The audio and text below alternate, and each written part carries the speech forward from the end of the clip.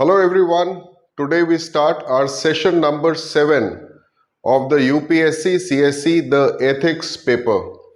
In our last session, I covered about half of what socialization is.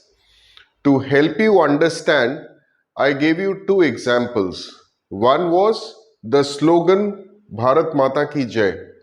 The key questions was, do we actually understand what it means? What does it stand for? Okay, and Bharat Mata Ki Jai is like glory to the nation. The question is how? So two questions. Do we understand it? And the second is how? You can't have how without understanding the first. And as I was sharing with you, most of the people that I have asked this question have never been able to give me a satisfactory answer. Therefore, they ended up reducing this slogan, this beautiful slogan, to a mere rhetoric, a grand statement which is meant to deceive, distract, and to lead us away from the core truths. Okay? I'll try and see if we can do a meta-ethical analysis of the slogan. Yes, it is possible to use meta-ethics to analyze the slogan. Okay? And the second example I gave you was England between 1750 to approximately 1850 or 1870. All right? Now, if we analyze it the way I explained in the last session, when I say the British ruled India, now you would completely agree with me that that statement is semantically, as in the meaning of elements of the language. Semantically, that statement is not correct, because it was not the British, because when I say British, it also means people. It was not the British people who ruled over India. In fact, it was the British crown, the British state. So not only the monarchy, their parliament, and various other institutions of the state like judiciary, etc., but also the British aristocracy or nobility or those wealthy factory owners and landowners who had maximum representation in the British Parliament, who actually got laws made in their favor. It was this group of people that ruled India, not the British people. So suddenly, when you start analyzing it a couple of layers deep, you realize that most of the things that we speak actually are not semantically correct. They tend to mislead us in a different direction. I proved to you in my last session that the British people, the state of British people, the condition of those ordinary people of Britain in the same period, 1750 to about 1870, was not much better. In fact, I'd say was almost the same as the condition of Indian people under the British rule. Okay, as we start, I'd like to spend about 10 minutes using meta-ethics to analyze this statement. Go back to my first session or the first video, people who are watching us, and what we can do is we can draw those 4 hats that I explained, that every meta-ethicist is required to wear. 4 hats, or to play 4 roles. Now, which are those roles? What are those hats? So let's put it like this. Let me draw a literal hat.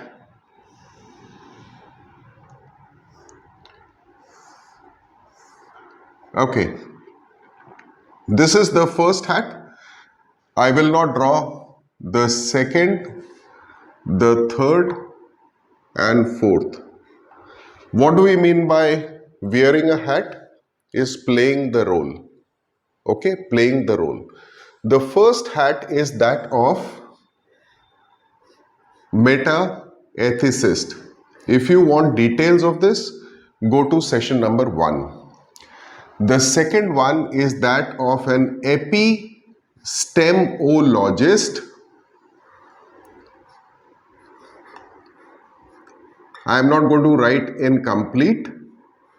Epistemology, epistemologist, which means episteme is the old Greek word for knowledge. Here what we are using it is knowledge about knowledge. What does that mean? It means how do we know that our knowledge is actually true? Okay? Only then it will qualify as knowledge. In my last session, I told you that no, in fact, in session number 5, I told you the difference between opinions and beliefs and knowledge. So, knowledge was defined as true, justified beliefs.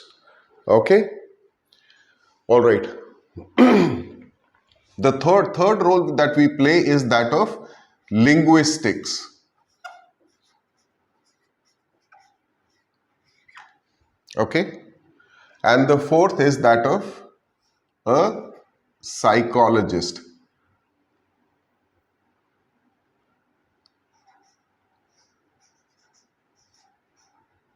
Okay. How do we use this to analyze this? Quickly. What does meta-ethicist do? They're concerned about something called reality. You can also understand this as being concerned about knowledge. This is verification of that knowledge. How do we know what we know is indeed true? Please take down these sentences. Okay? Role of language and the psychological aspect. Reality. So when we say Bharat Mata Ki Jai, is it real? Is it illusional? Okay? Is it like some kind of illusion that we have in our mind? Are we being delusional? Okay? Is it constructed for some purpose? That means, has it been logically evolved for some purpose? Or is it simply a social convention? That means just a social tradition or a practice. So a meta-ethicist who deals with reality is going to be dealing with, quickly, is it real? Real means we need to see whether it exists. Does Bharat Mata exist? Only then we can complete this thing. Okay? Is it real or is it illusional? Or in one sense, are we being delusional? Are we deceiving ourselves when we say that? Illusion, delusion. Okay? So let me put a comma here. Illusion, delusion. Is it something which has been constructed for, not constructed, I'll tell you, Is it simply a social convention? Social convention means just do we speak Bharat Mata Ki Jai just without any purpose behind it, but more as a social tradition or a practice or a custom? Is it like this? Or has it been constructed?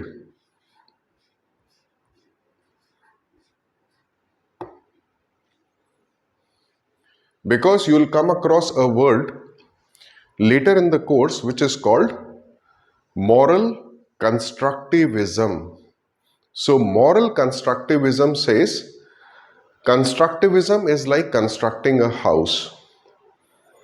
So has somebody or a group of people given it a very careful thought, and after that rational deliberation, perfecting the logic, came out with a slogan like Bharat Mata Ki Jai. So that will be, did somebody construct that logic like you construct a house, and did they construct it for some reason? So this is what meta-ethicist will do. Now, does it exist in various forms? And the second question that we answer is, what is the being of Bharat Mata Ki Jai? What to be what and not to be what? Okay, which basically means what is the meaning of this? What it is, what it is not. That is where in the last session I gave you an answer to it. That yes, there is a literature which has specific 11 points. I gave you all those points. It is very much part of our course. Okay, but the problem is people fail to connect both these things. So when they fail to connect both these things, the slogan becomes a mere rhetoric. Okay, it simply deceives. Okay, what is the being? That means what is the essence?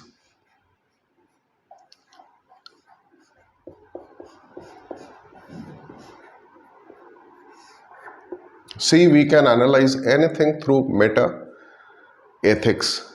Okay, epistemology. Now this is going to have, I'm going to keep this everything in brief because we're not discussing meta ethics per se here for its own sake. We are just trying to apply.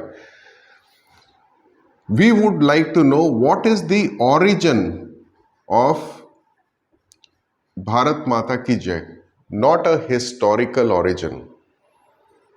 That who coined this term, which year it was coined. No, not that. What we mean by origin is how did it come into being? Okay, so was it that there were some empirical means? Empirical means, did someone or a group of people conduct some kind of an experiment to figure out that Bharat Mata Ki Jai is indeed something that exists, much like a natural property. Like this pen has dimensions. Okay, those dimensions are objective. Anybody who measures this will arrive at the same answer. The color of this again is objective. I am not imagining it to be black because I can compare it with a shade card and arrive it is black. Okay, many of these things we have already discussed in our session number 1. Okay, origin, is it empirical, experimental? Somebody experimented, somebody did a very careful observation, or somebody conducted some kind of a study. That is what empirical means. And in this course, we'll keep using this term repeatedly. Okay? Is it something through rational intuition that this was coined? That means, did we discover this fact through rational intuition or intuition, as people commonly call it? Okay?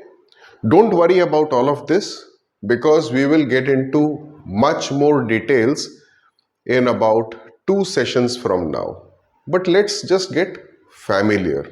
I am trying to tell you that you can analyze this slogan many ways. Was it the result of some wise person, or let us say an ideal observer, who told us this? Did we discover it because some wise person, ideal observer, told us this? Was it like a divine command?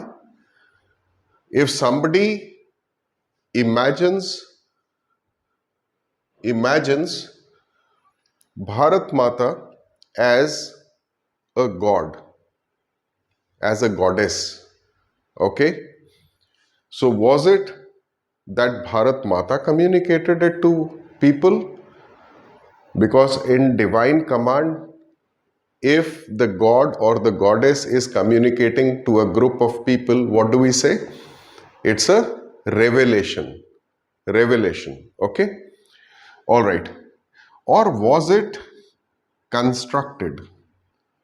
Here, construction. Was it constructed that this logic would be so useful that some people gave it a lot of thought and then constructed that logic, okay, and then told us what it meant?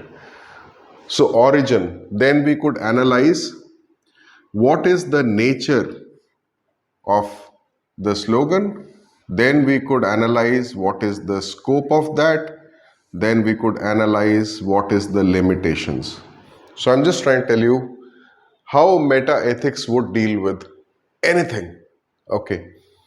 Linguistics. Under linguistic, I told you, are 2 good things of use to us: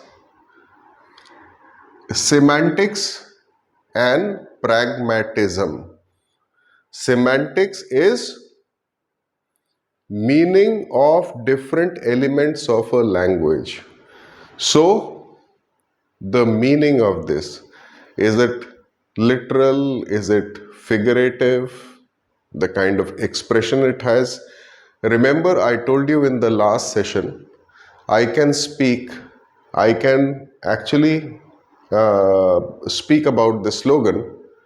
I could recite the slogan in at least 3 different ways. Okay?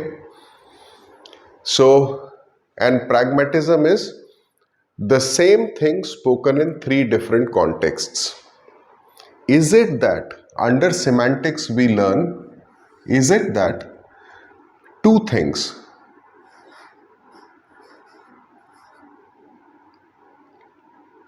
obscure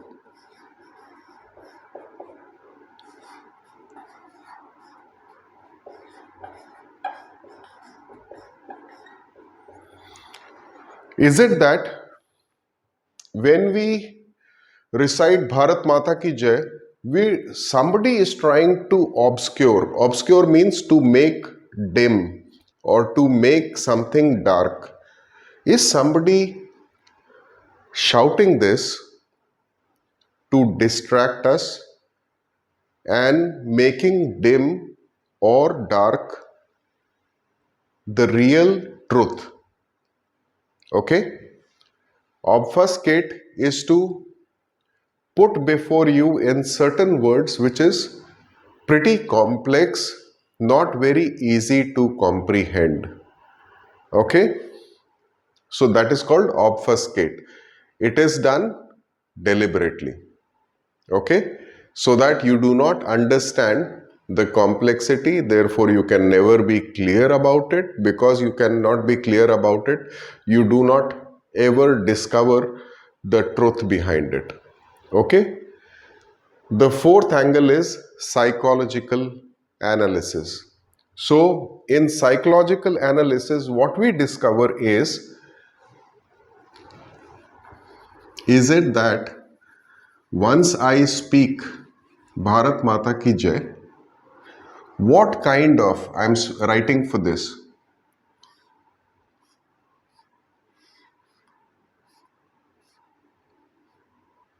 what emotions does it generate?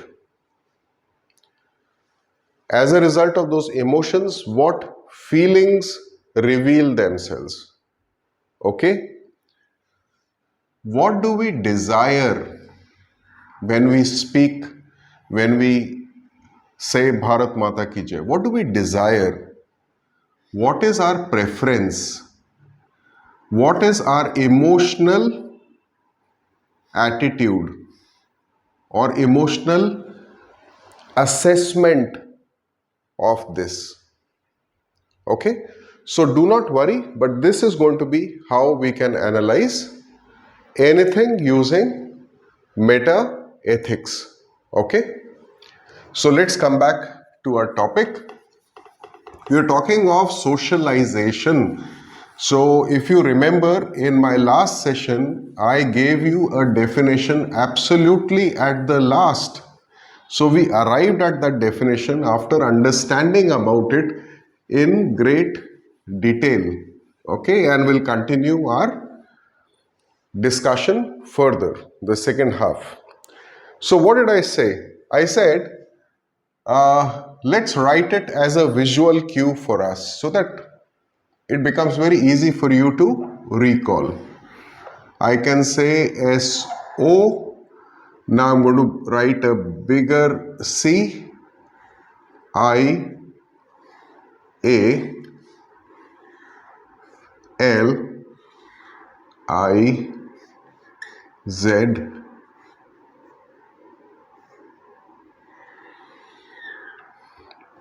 T,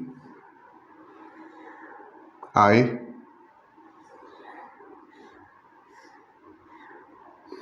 now that's, as I told you, it's a pretty odd way of writing, but there is a reason behind it.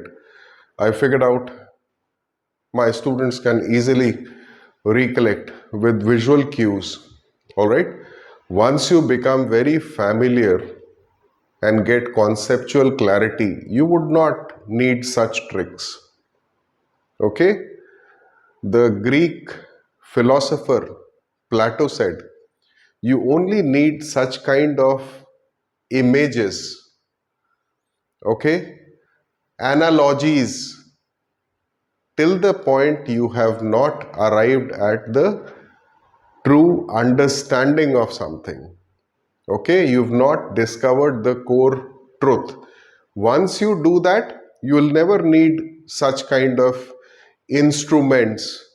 Then you can do away with all of this. Till that time, let's use it. So I told you socialization is a continuous, it's a lifelong, it's an interactive process. Okay, let me put these arrows showing interaction. It's a continuous, lifelong, interactive process through which an individual, so let's draw an individual here. Okay, somebody who's smiling, through which an individual internalizes his or her society's four things. Okay, I can write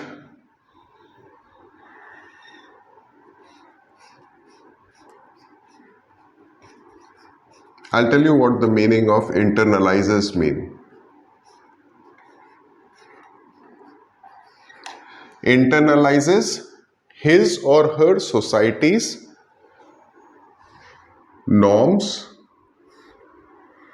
What do norms mean? Norms mean the traditions, the practices, the customs, rules, principles. Norms values,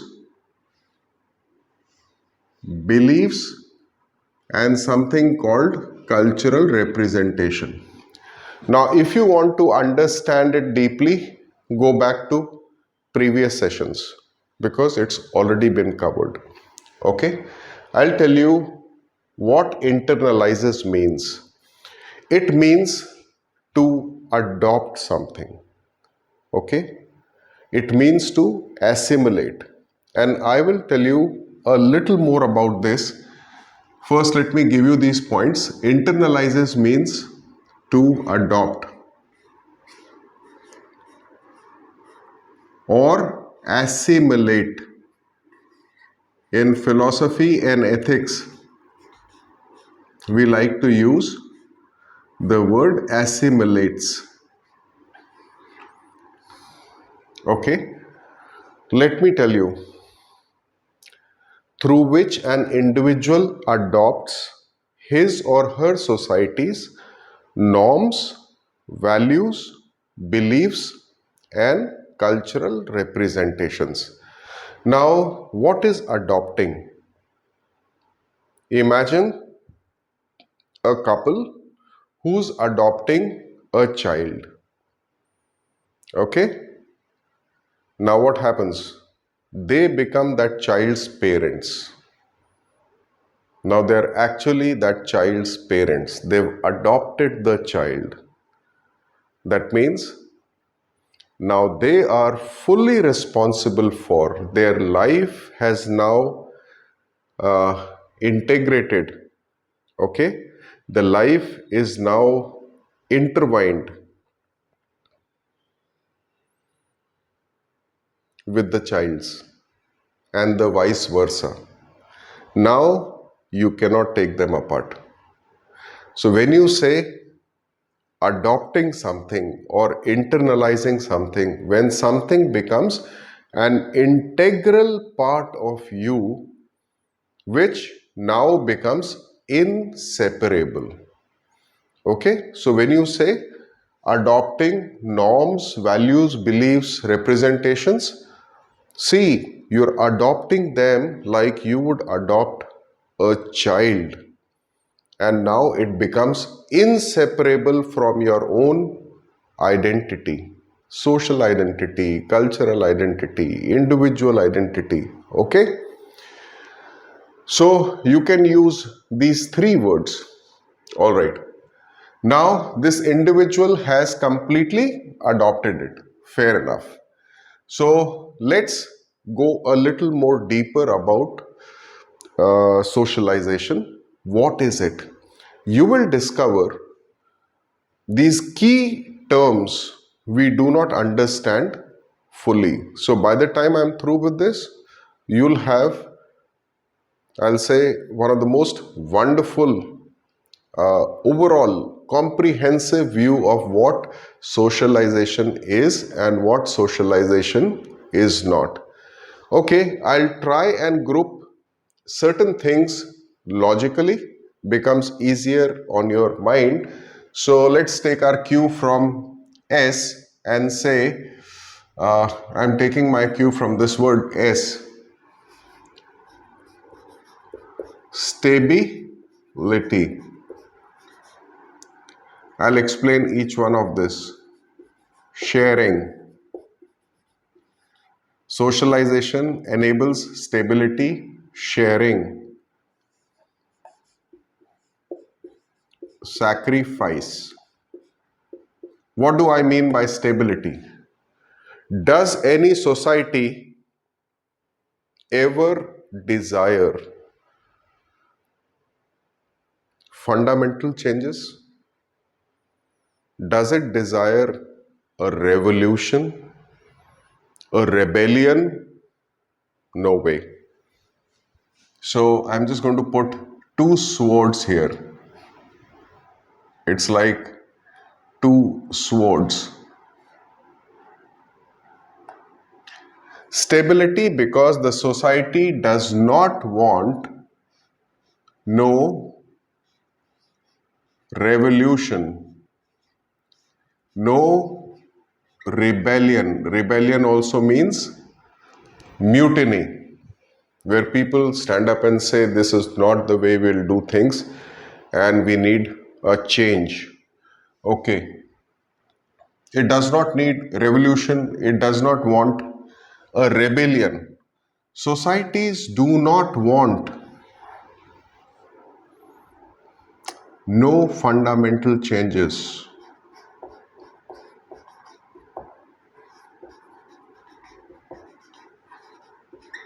No fundamental change. They do not want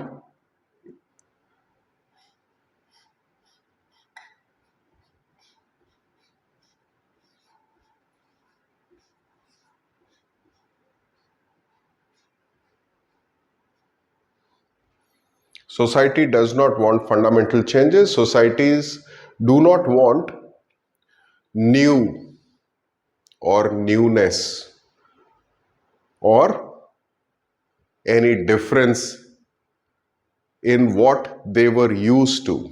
So, look here.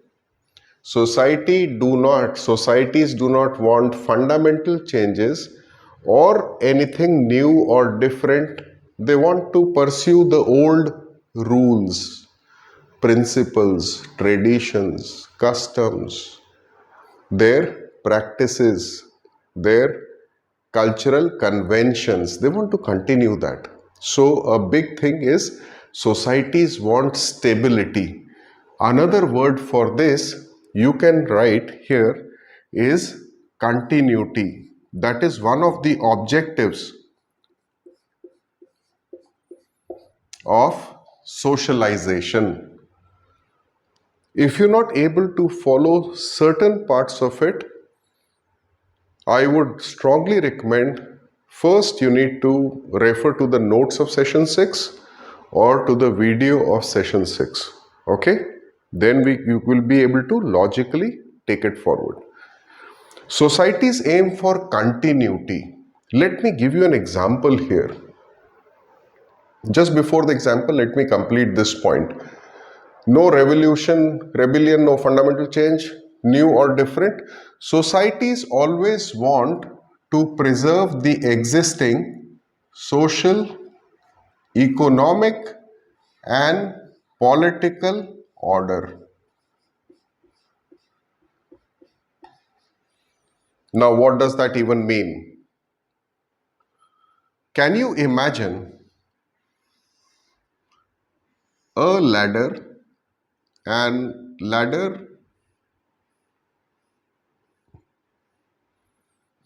let's call it, here I'm alerting you, this is my term, okay? I'm using this term only so that you can visualize things better. Okay? Do not write it in your answers. Let us call it the SEP ladder.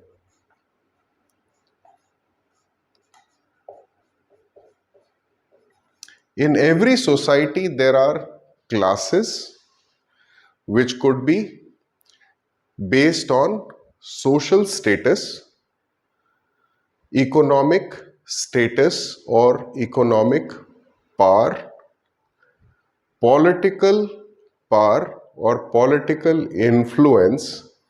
Okay, some classes would enjoy being at the top of the ladder. All right, so they dominate economic policies of the government. Okay, they benefit from having political influence, political power, political representation in the legislature or in the parliament, like that example I gave you. Okay, will they want this order to be changed? Would they want other people who are not really high on this ladder to come up the ladder and change the equation?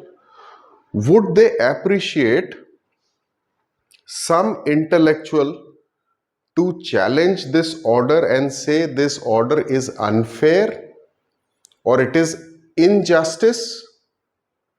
Do you think people at the top would want to be challenged by a revolutionary, by a person who leads a rebellion, who could be an intellectual, could be Mahatma Gandhi, could be like Karl Marx, whose idea is going to change the world. Would they want to have revolutionaries like Bhagat Singh, etc., to change the existing social, economic, and political power, influence, representation, that order? No. They aim for stability. Who aims for stability? People who are already high up on the social ladder. And then maybe some classes who are direct or indirect beneficiaries of the existing social, economic, and political order. Okay? Who are direct or indirect beneficiaries. So anybody who's on any step of the ladder really resists. I can also call vehemently resists. Okay? Brutally resists any attempts of people lower down the order to come up the order. That is why societies don't like intellectuals, because the intellectuals look at the situation and say, this is not justice, it's not social justice, it's not economic justice, it's not political justice. Does it remind you of something? Justice, social, economic, and political, right? So I'm saying justice, liberty. What's next? Equality, fraternity. What's the line against justice? Is social, economic, and political justice. All right. What is, for example, liberty?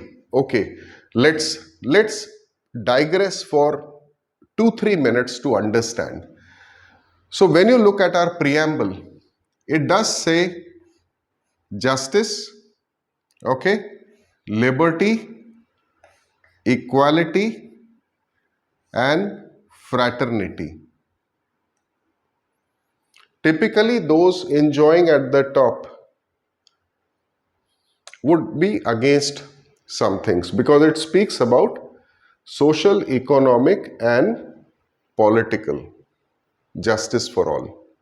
Okay, liberty of thought,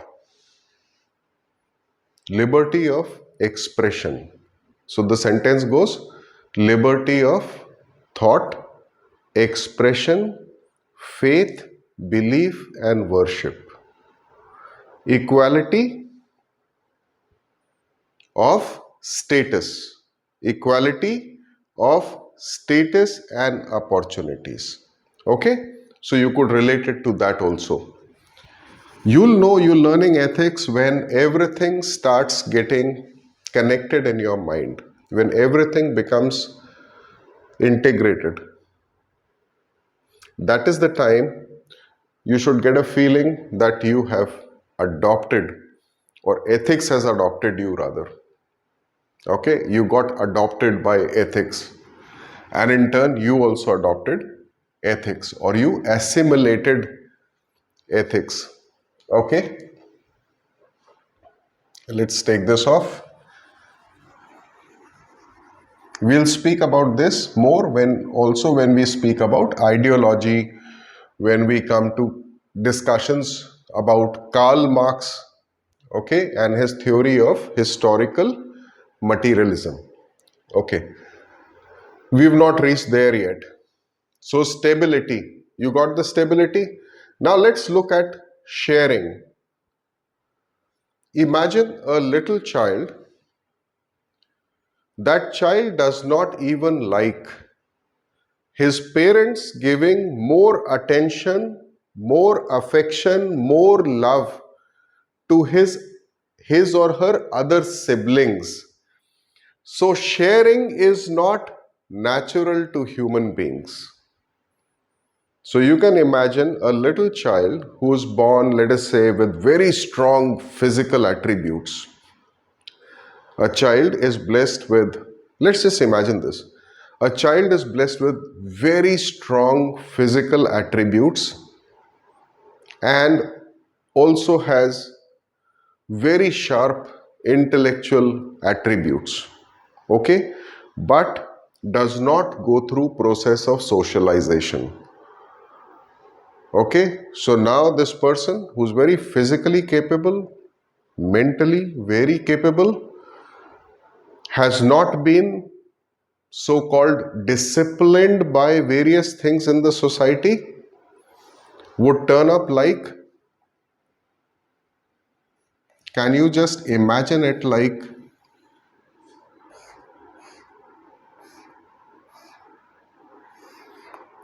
let's just imagine it like a wild animal. So when children do not even want to share the love, affection, attention that their parents give to other siblings, that means sharing of material goods, wealth, distribution of wealth, okay, sharing of social status, sharing of opportunities, sharing of any kind is not very natural to human beings. Okay? Sacrifice. How difficult it is for people to sacrifice an opportunity that is coming to them and hand over to others. What we're trying to say is these things are not natural to a human being. So that means there is a lot of positives of the process of socialization that teaches you how to do all of this. If there are good traditions in a society, good traditions, practices, customs, you definitely want continuity. You want it to be passed as a tradition. So can I use this, let's say a T, as we come to various points? T stands for traditions. What do we mean by traditions? All of this. Okay?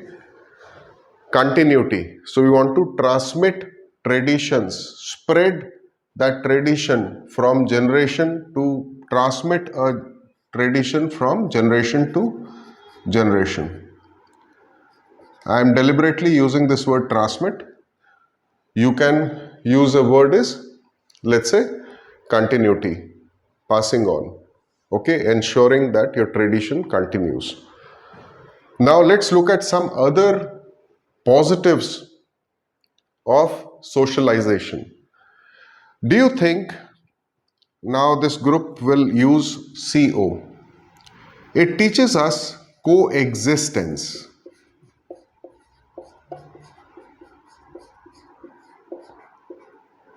You can imagine this as an individual without socialization process becomes like this. And I'll compare everything there.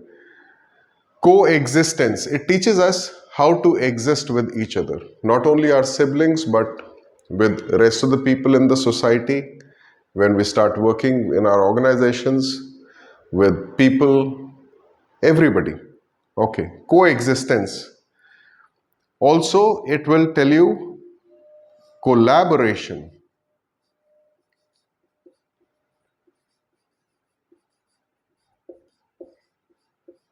How to collaborate. Collaborate means working together as a team. So when you work together as a team, you need to have trust and faith in your other team members. Okay? So it teaches us collaboration, coexistence, collaboration, continuity. Then also let us write uh, control. being in control of our feelings, emotions, desires, preferences, emotional attitudes, also called sentiments. So that means you do not let the process of socialization will teach you that do not let your desires control you, and then you attack the society with like a wild animal. Okay, be in control of your desires and your preferences and emotions and feelings. A bureaucrat in a meeting should not suddenly react in a way that can alienate him or her from other bureaucrats, senior bureaucrats, his other peers, team members, subordinates, journal public, okay? Alienate the political class completely, okay? So being in control.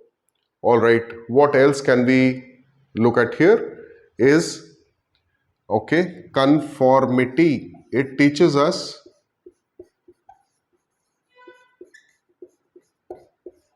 conformity, that we conform to the rules, practices, established traditions. Compliant is another word that you can use.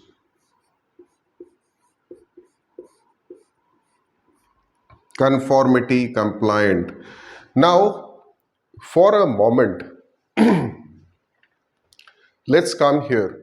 When you continue your traditions, okay, so what you're doing is you're passing on from one generation to another generation, okay. I would suggest, I'll write a couple of things here. Let's say PP. Again, all of this is just mental tricks, okay, and you won't need them much longer when you understand. Don't you want people to behave in a predictable fashion? Predictability.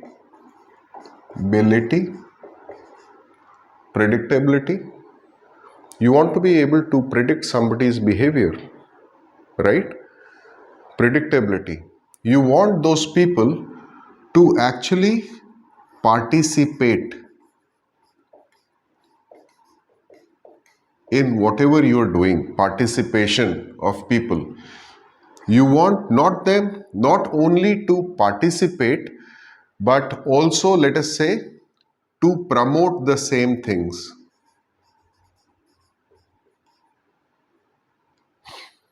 Okay, that means you want people to be in a predictable manner, conforming and being compliant to social or cultural norms, values, beliefs, representations. You don't want surprises. You don't want shocks. You don't want revolutions, rebellions. You don't want changes. You don't want new or different. So when I say you don't want, I mean a society typically does not want it. But the problem is, any society that does not experience fundamental changes will be like stagnant water. So when you are trying to introduce some change, something new or newness, you are going to face a lot of resistance even when that change is absolutely needed. Okay? The society wants people to participate in exactly believing that rules and principles, traditions, practices, the society wants you not only to participate but also start promoting the same things. Okay? So that the social, economic and political order can be maintained. There is no challenge to the existing social, economic and political order. So it wants you to promote it, it wants you to reproduce it.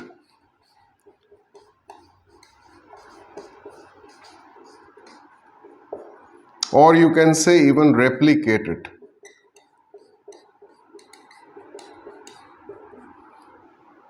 Reproduce the same behaviors. Reproduce same ideas. Spread those ideas. When I say reproduce, I mean spread. Spread those same ideas.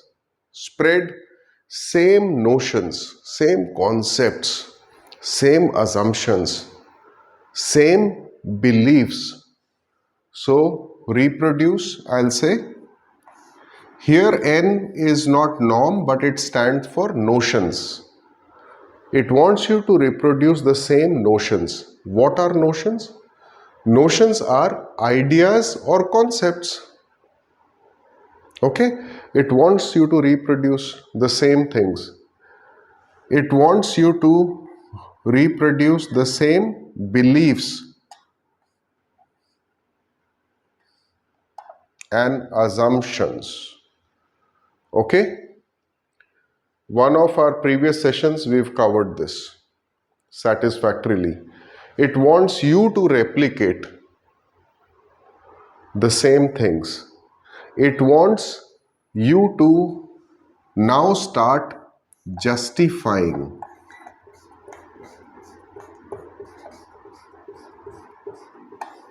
the same things.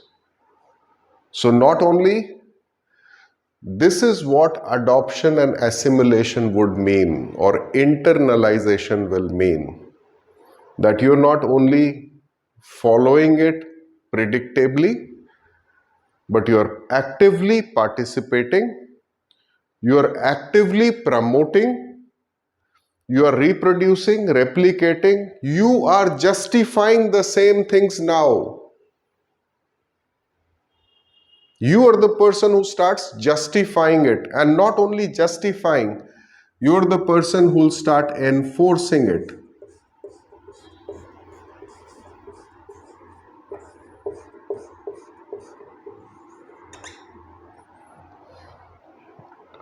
See, so I'm going to just add some words for your notes. Please write follow, predictably. You can write participate, actively, promote further the same ideas. See how a society is aiming for stability. Reproduce, replicate, justify, enforce. It is like, imagine a hypothetical situation where there is a jail warden who keeps justifying and does all of this and enforcing a certain way on the prisoners. Imagine hypothetically if a prisoner now becomes the jail warden and the prisoner now exactly replicates, reproduces, promotes, justifies, enforces exactly what the earlier warden was doing. So there is now complete stability, there is continuity, the tradition continues. Okay, so earlier that prisoner might have been protesting against certain jail policies. After becoming, in our hypothetical example, the warden now starts justifying the very same things and enforcing it on other prisoners or inmates. Okay. Now, from this wild animal, what do we want to arrive at? Typically, a society wants to arrive at people, at individuals, in order to preserve this social, economic and political order. people at the top of the SEP ladder, which I had drawn, the society wants people to be something like this.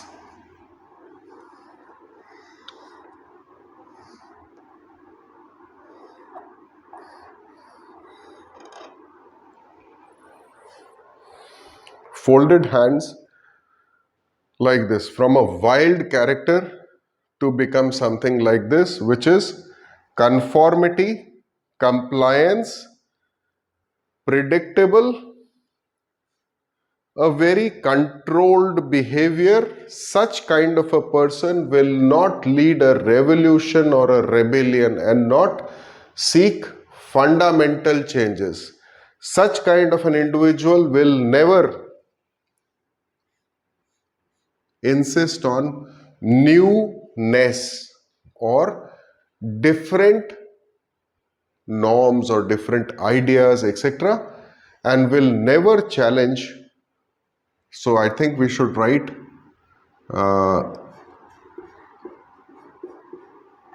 never challenge.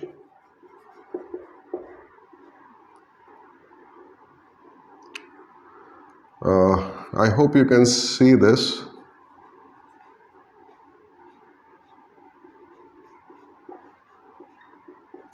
Never challenge the existing order. Now just imagine, if you start counting these points, do you think we would have been able to arrive at our understanding in a very comprehensive manner? Do you think we would be missing anything out of this? Now you understand socialization is that, let's go back to definition. Socialization is a continuous, lifelong, interactive process through which an individual like this becomes like this. How? By internalizing / adopting / assimilating his or her society's norms, values, beliefs and representations. So this person becomes exactly a person with conformity, compliant, okay, predictable. Okay, let's go ahead. I'm going to take this off because you've understood. Now what happens if the society has, let's say, please write no before all of this. Okay. So what if the society has some social evils? All the societies have a lot of social evils. Let's look at a historical social evil. As I gave you an example last time,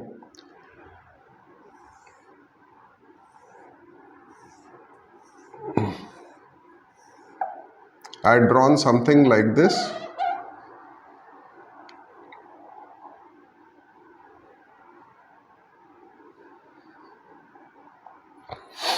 Okay.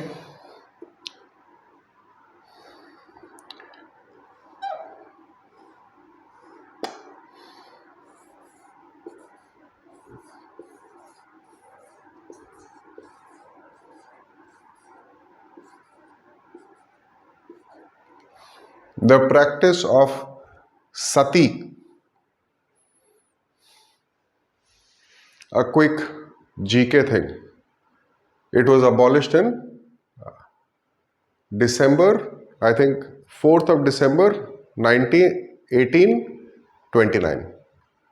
Okay, by the then Governor General of India, Lord William Bentinck, Bentinck. It was first, this law, this act was first applicable to Bengal presidency only, and next year in 1930 It was made applicable also to Madras Presidency and Bombay Presidency as well. Okay? Now just imagine, before the act came in and made it like a culpable homicide, anybody who's found to be indulging in encouraging, demanding, not only demanding but encouraging or even participating. Go back here.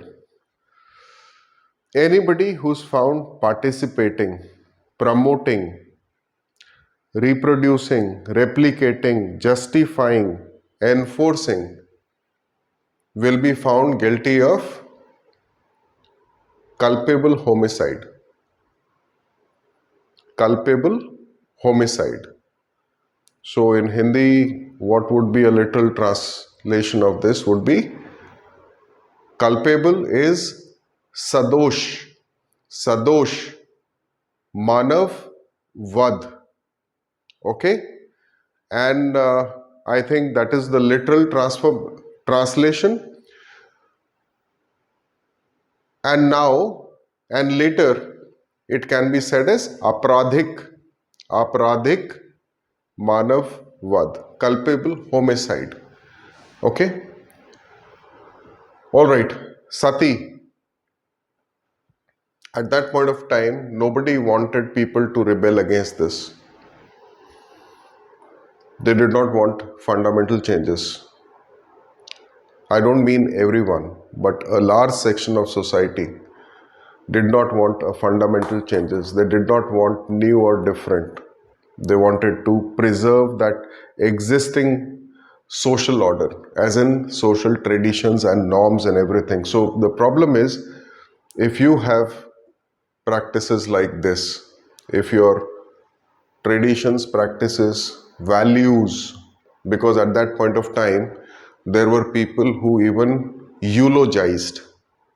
Eulogized is like really praising, to even the extent of calling sati as divinity and the act of sati as a divine act, etc. Okay? So society forces us in a way to keep aiming for stability. Okay? All right. This is sati. Now let's spend about 5 minutes discussing a wild animal. So go back to that example where I said a child who's physically extremely vigorous, vitality is very high, and so is intellectually. But that child has not gone through the process of socialization. So behaves like a wild animal. So you can look at this. Would a wild animal, remember what was written here? Would a wild animal care for stability? Or would a wild animal kind of always lead a revolution and rebellion?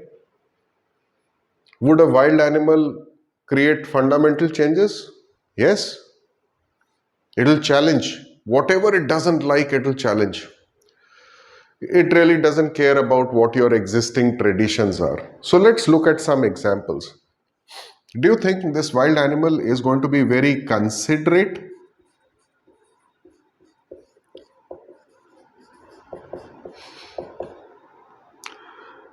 Kind? Compassionate? Please write it in full. Compassionate?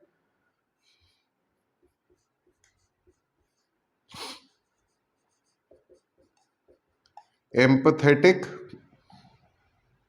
Believing in sharing and believing in caring and believing in sacrifice. A wild animal demands sacrifice, will never sacrifice. Okay? A wild animal does not behave in a predictable fashion or do all of this. Okay? Now, let's take this opportunity to revise The Atlas of Emotions by Dr. Paul Ekman, Dr. Paul Ekman. Atlas of Emotions. I had covered this in my session number 1 along with Introduction to Meta-ethics and Introduction to Emotions. All right. If I was to talk of Paul Ekman's emotions, okay, so he gave us anger, fear, disgust, D is for disgust, happiness, sadness, surprise. So Paul Ekman said that human beings, there are other theories of emotions also. For example, Dr. Lisa Barrett Feldman, Feldman. Okay, we are not referencing that right now. I'm just restricting myself to Dr. John Paul. I don't know where this word John comes in. Paul Ekman. Okay. These 6 emotions he called it, and I had explained, he called these universal, biological, root emotions. So he said human beings have 6 universal biological root emotions. Now look at this. If the wild animal is A for angry, will attack. It will never show kindness, compassion, foundational empathy, etc., tolerance. Remember the civil services values, the foundational values? Will it show tolerance? No, no way.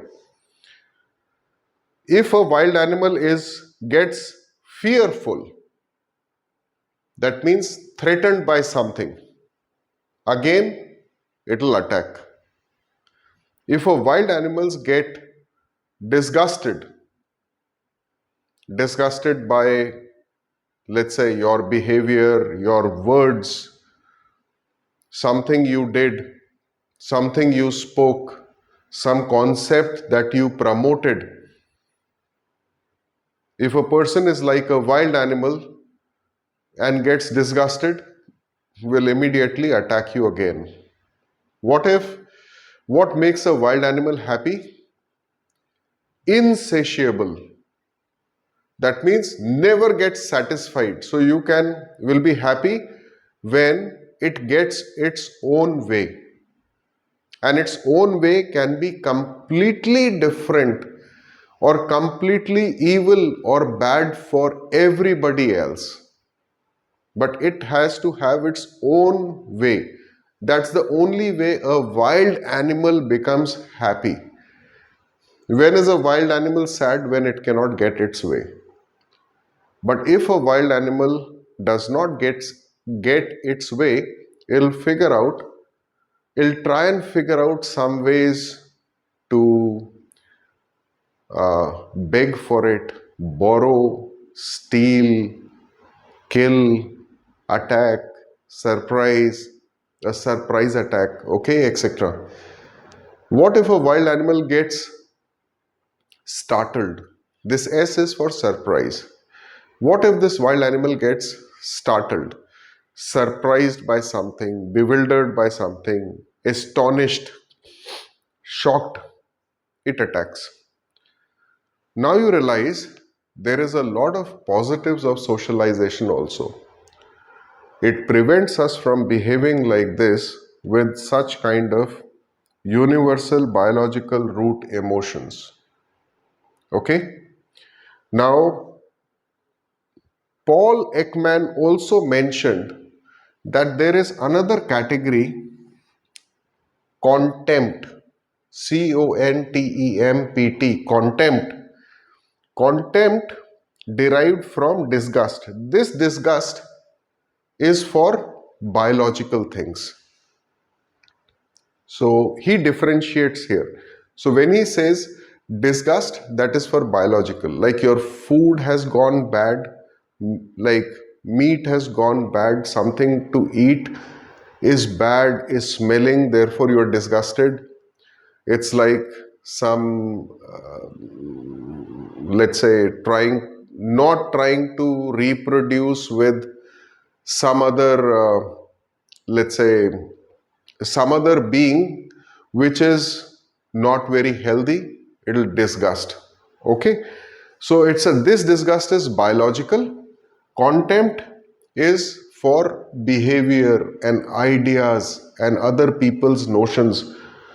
For example, fundamental change, you could be very contemptuous of fundamental changes. You could hold anything new or different in contempt.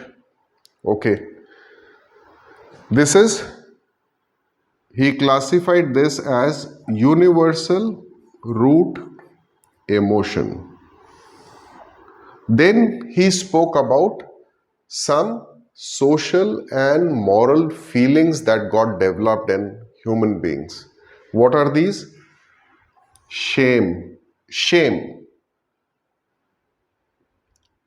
embarrassment, guilt, and a separate one, envy. So Paul Ekman said envy is cognitive. When we compare what I have with what other people have and what I do not have, that is a mental process of comparison, analysis, finding myself to be deficient in this, and it evokes different root emotions like anger, fear, and disgust. That is combination that envy as a feeling has below it. Anger, fear, disgust. I had explained this earlier. Do you think a wild animal would have some shame? Would a wild animal be embarrassed by something? Would a wild animal have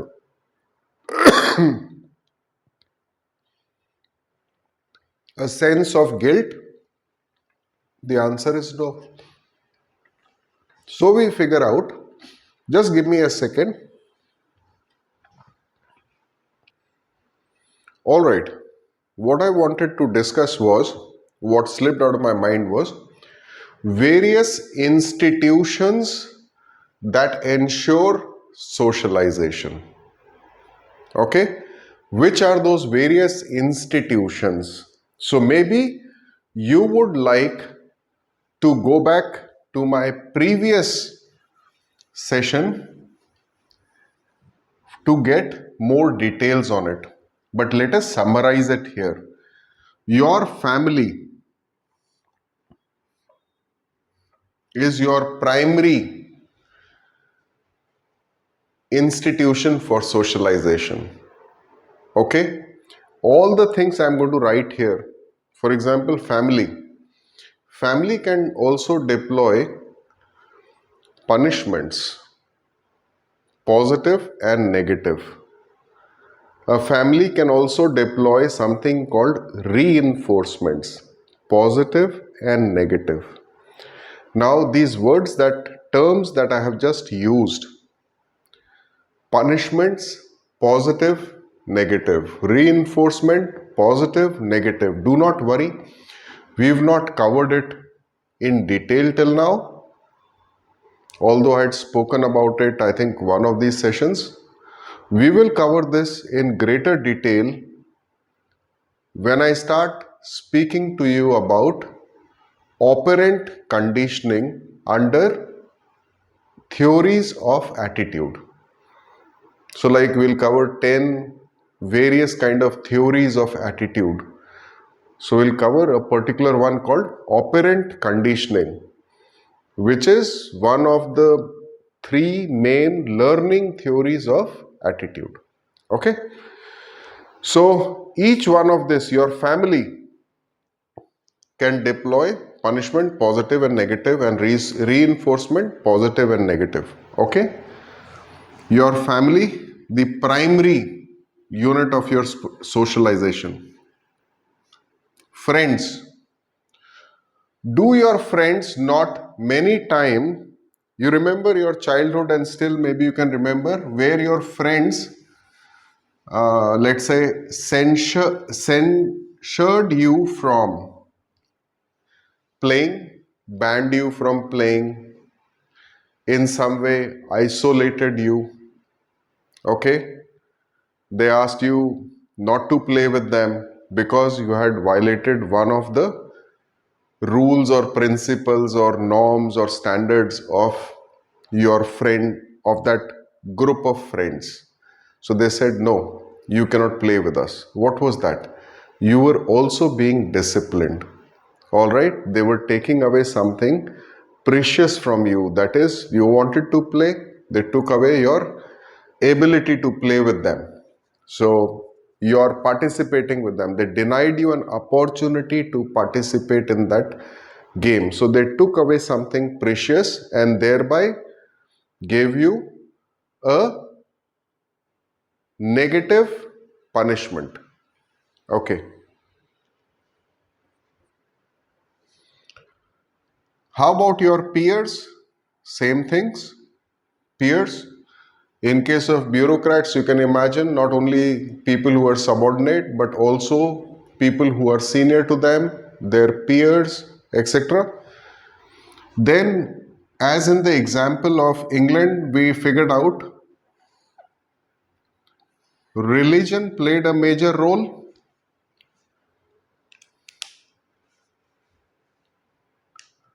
I'll use another pen, okay? So, maybe it is going to be darker.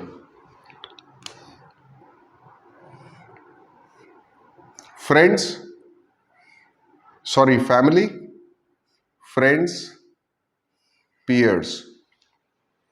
Then we figured out from the example of England how religion was effectively used, how education was effectively used, okay, how art was effectively used, literature, just a way to help you remember something odd, laws, the British Parliament passing such laws that pushed ordinary people into a position where they could never expect any kind of justice, and all justice was meant for the richest landowners and people who were amongst the richest factory owners. Okay, and it is said history repeats itself. I gave you example of literature. I remember I told you about 5 authors and we spoke about Charles Dickens, The Christmas Carol. Okay, laws. Then you have society produces role models. Role models. You can also call it significant individuals. When society produces role models, and I gave you an example there, it wants you to become like that. Okay? Role models. Media and entertainment.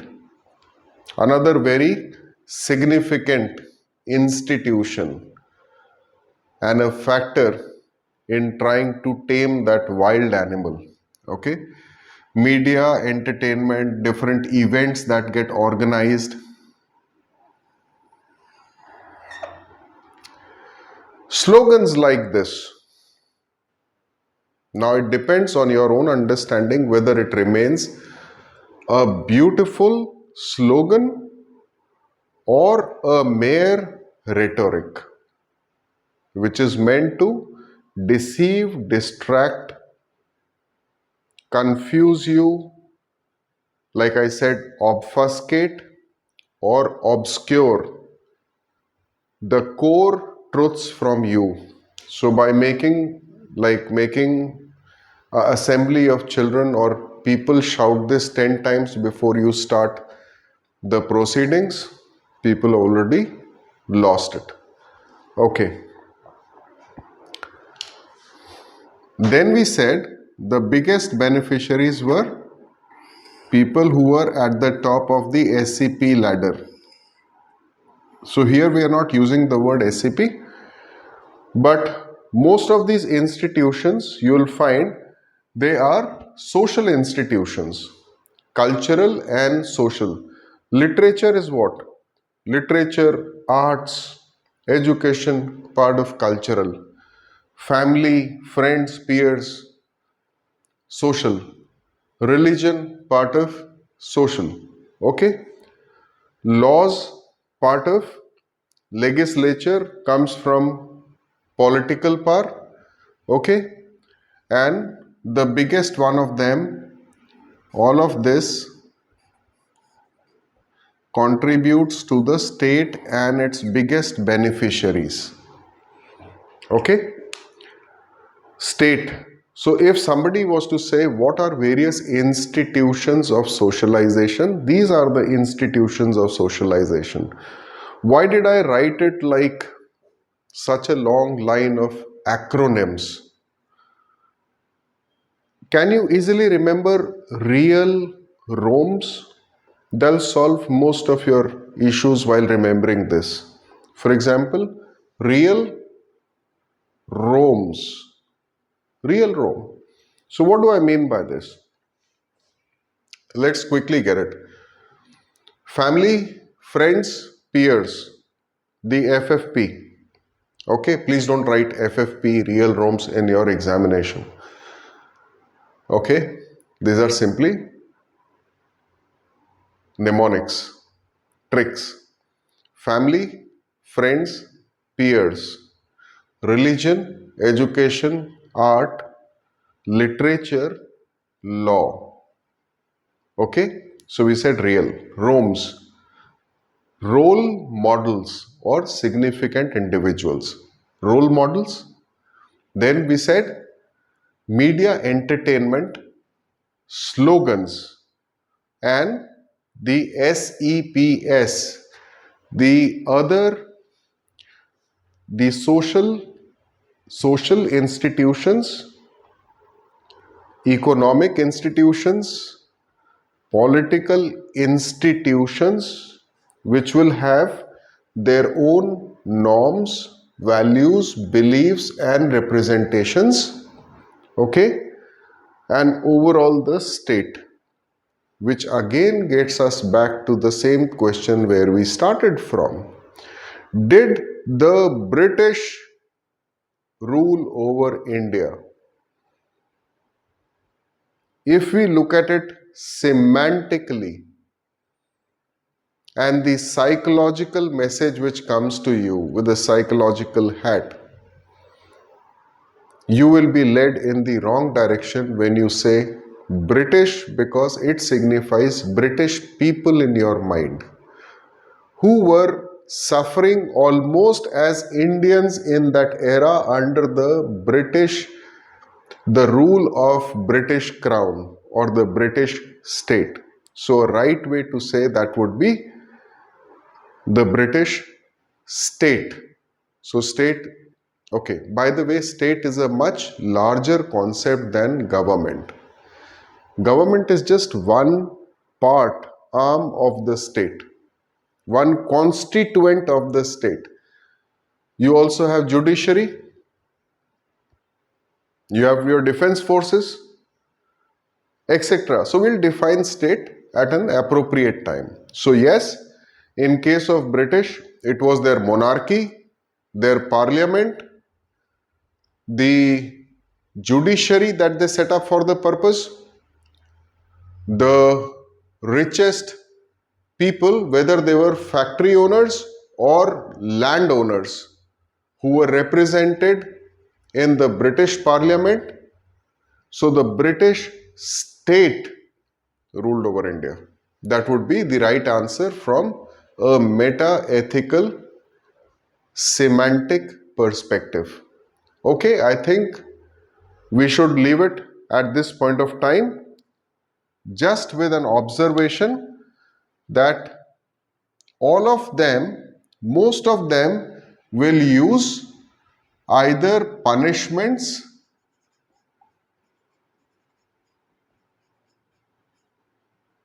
positive or negative, or they may use reinforcements,